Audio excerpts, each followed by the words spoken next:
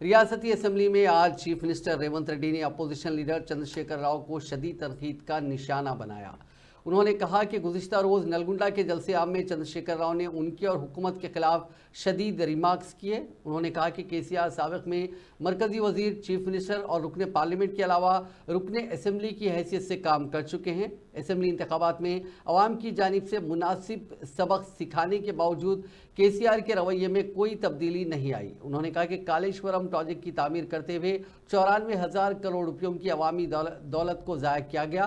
Assembly में एक मसले पर मुबाहिस जारी है, लेकिन केसीआर में हिम्मत नहीं है कि वो असेंबली में जवाब दे सके।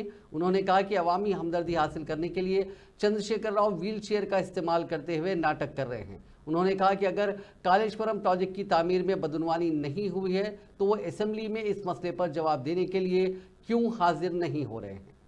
కొత్తగా వచ్చిన ప్రభుత్వమే ఏదో తప్పు చేసినట్టు, ఈ తప్పుకు కొత్తగా వచ్చిన వాళ్ళే బాధ్యత అయినట్టు, అదేవిధంగా పదే పదే భాష గురించి, మాటల గురించి మీరు ఇట్లా అంటున్నారు, మీరు అట్లా అంటున్నారు, మమ్మల్ని గౌరవిస్తలేరు అని ఏదైతే చర్చ జరుగుతుందో, మాజీ ముఖ్యమంత్రి గారు నిన్న నల్గొండ జిల్లాలో వాడిన భాష మీద చర్చ చేద్దామా అధ్యక్ష? ఏం బీకనిక పోయినరని అడుగుతాడా అధ్యక్ష?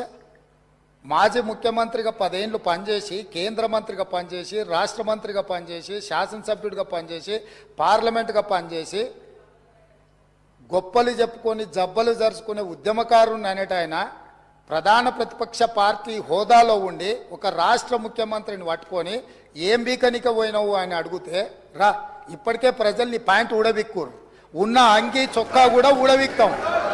ఇప్పటికే తెలంగాణ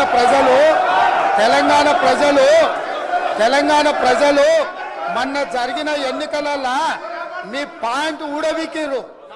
ఇవాళ ఆ ప్యాంటు ఊడవీకితే చెప్పుకునే దిక్కు లేక బొక్కబోర్లో పడితే బొక్కలు ఇరిగినాయి మీకు. అయినా మీ బుద్ధి మారలేదు. ఒక ముఖ్య